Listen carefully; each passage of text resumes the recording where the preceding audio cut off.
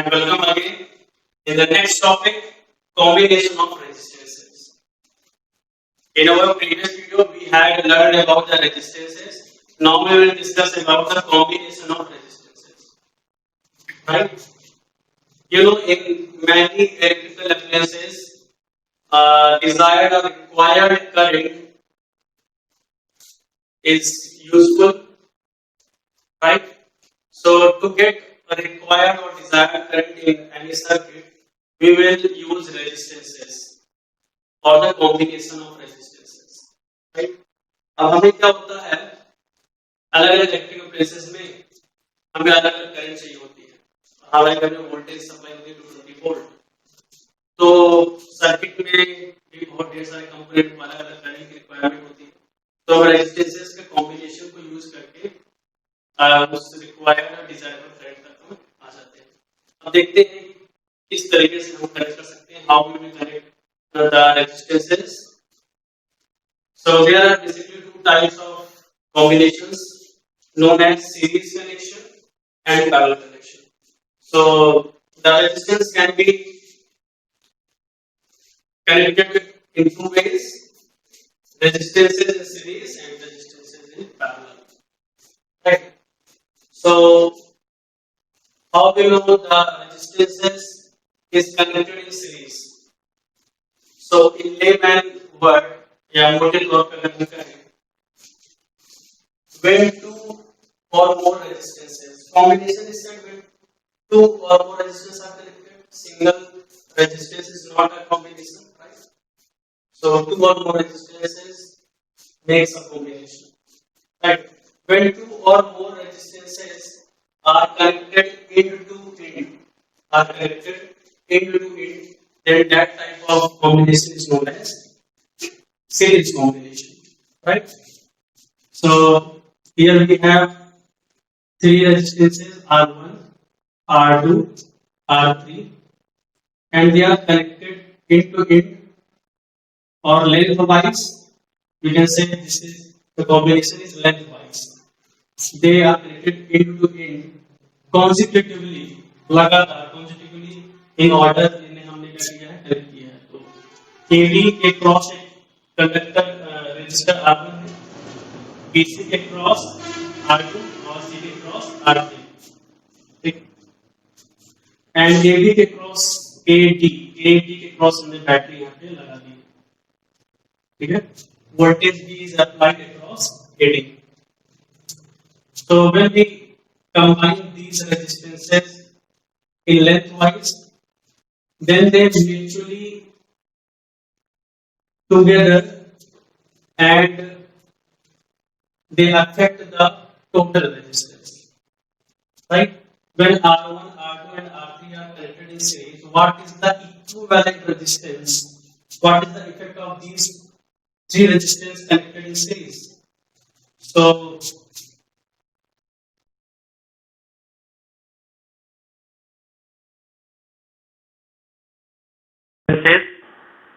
we can connect a resistance of R which has as same as resistance as they are together ये सब मिलकर जितना resistance पैदा कर रहा है उतना रेजिस्टेंस है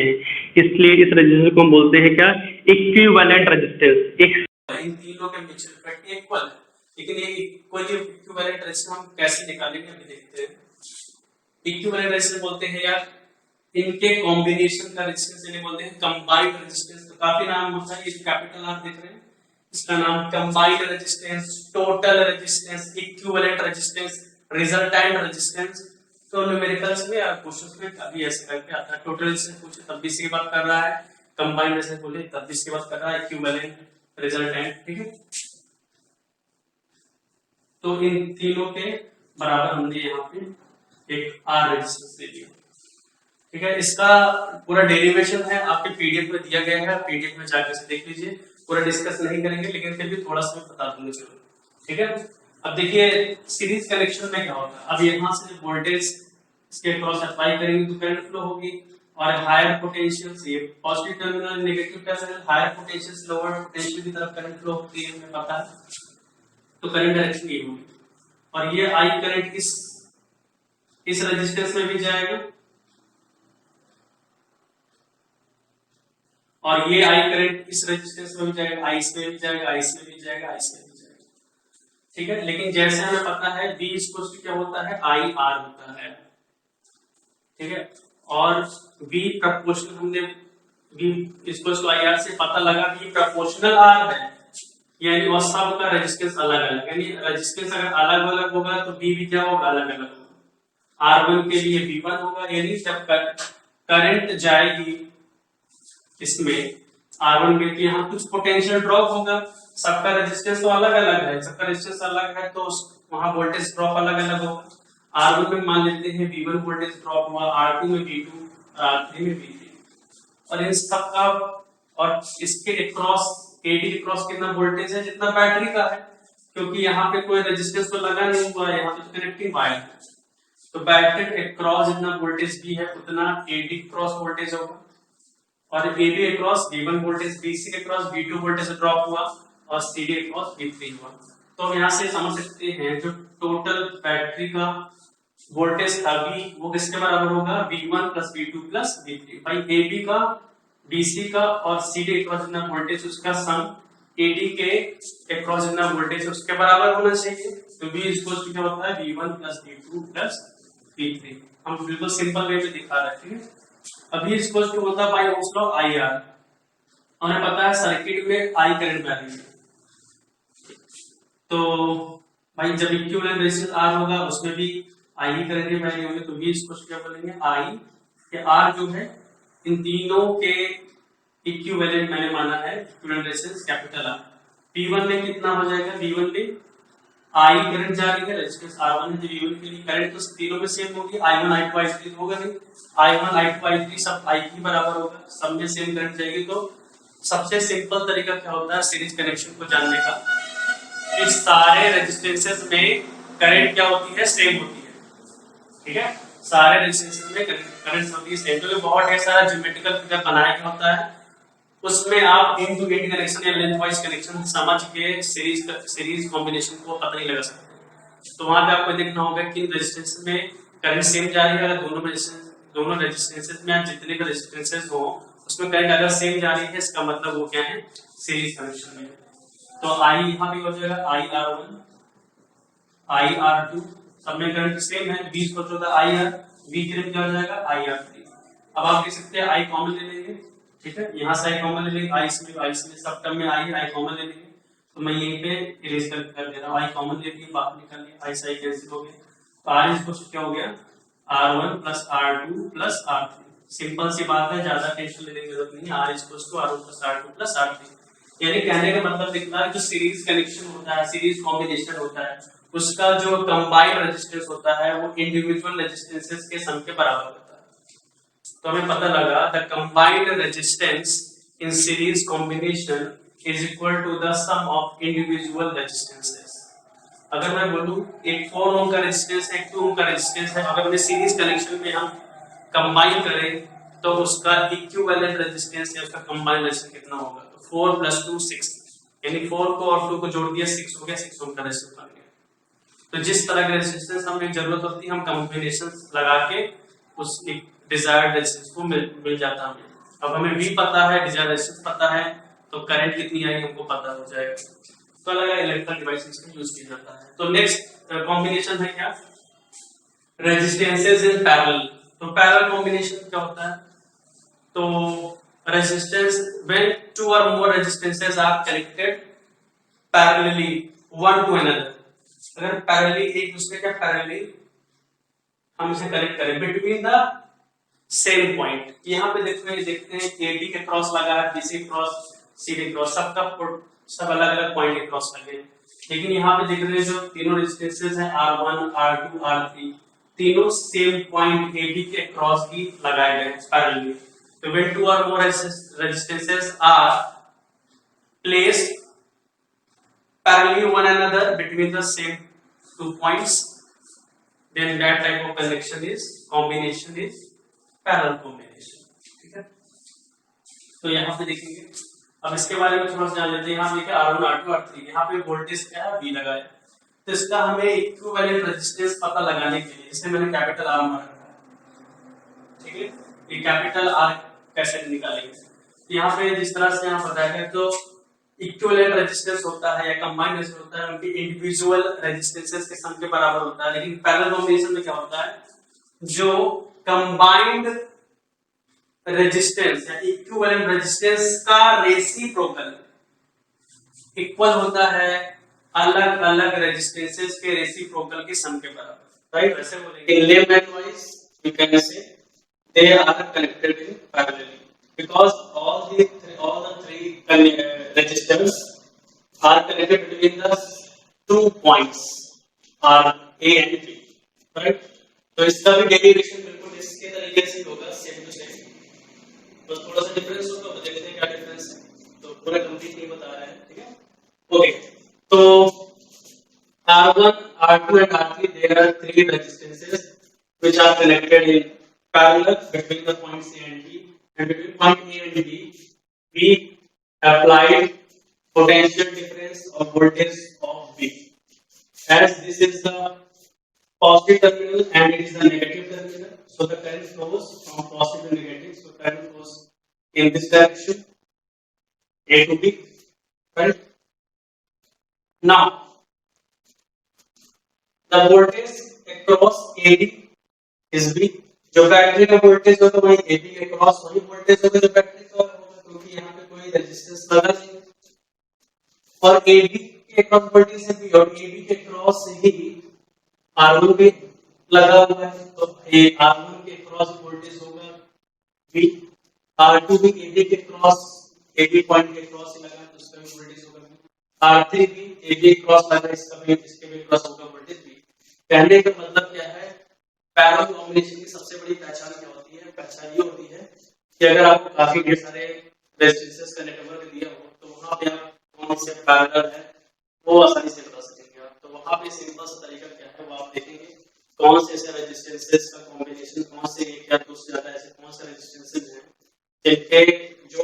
सेम पॉइंट जुड़े, यानी सेम पॉइंट जुड़े मतलब क्या होगा, उनके क्रॉस वोल्टेज क्या है सेम, इनके क्रॉस वोल्टेज सेम है मतलब वो क्या है पैरेलल कॉम्बिनेशन में, ठीक है। तो इसके क्रॉस वोल्टेज होगा V, इसके क्रॉस होगा V, इसके क्रॉस होगा V। तो यहाँ पे देखेंगे तो करंट कहाँ जाएगी, इधर से मान लीजिए सर्किट में फाइनली करंट है I, तो I यहाँ से जाएगी, अब I के पास यहाँ पे होंगे तीन रास्ते में, देयर आर थ्री वेज, यहाँ पे ब्रांच है, ब्रांच पार्ट है, तो ब्रांच पार्ट है यहाँ पे तीन तरीके से करंट जाएगी, यहाँ पे मान लीजिए इस पार्ट में करंट गई I1, यहाँ पे गई I2, यहाँ पे गई I3, ठीक है। सबका अलग अलग रेजिस्टेंस है तो अलग अलग उसमें करंट भी जाएगी अलग अलग अमाउंट, ठीक है। इसमें क्या कैसे जाएगी वो अलग वीडियो में देख लेंगे, ठीक है। इसका भी फॉर्मूला है तो उसको भी रिड्यूस किया जाएगा, उसको भी डिराइव करके बता देंगे, और पीडीएफ में जो मैंने दिया उसमें है। तो आई मान लीजिए इसमें I1 करंट है, इसमें I2, इसमें I3, अब यही करंट I1 R1 में गई, इसमें R2 में I2 गई, R3 में I3 गई, और ये I1 I2 और I3 पॉइंट बी पे जाके के बाद जगह मार्क हो जाएगी, तो I1 I2 I3 मिलकर क्या बनाएंगे, I तो बनाएंगे, अगर I करंट उसी तो I करंट बाहर निकलेगा, है ना। ये क्योंकि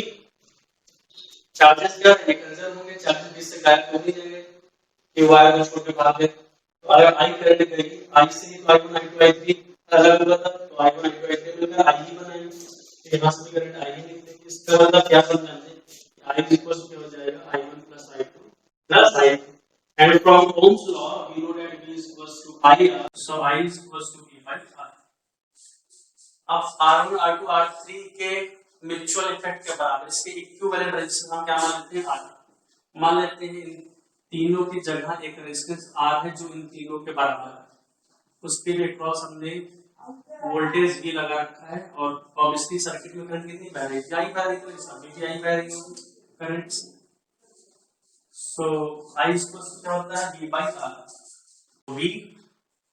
और जो इनका कंबाइंड रेजिस्टेंस है, इनके कंबाइंड इक्वल रेजिस्टेंस को हमने R को रखा है, तो R लिखिए, I1 में क्या हो जाएगा, सबके क्रॉस V ही है, तो V1 तो लिखेंगे, तो V1 V2 V3 सब V के बराबर है, अपॉन I1 यहाँ पे लिखेंगे R1 V अपॉन R2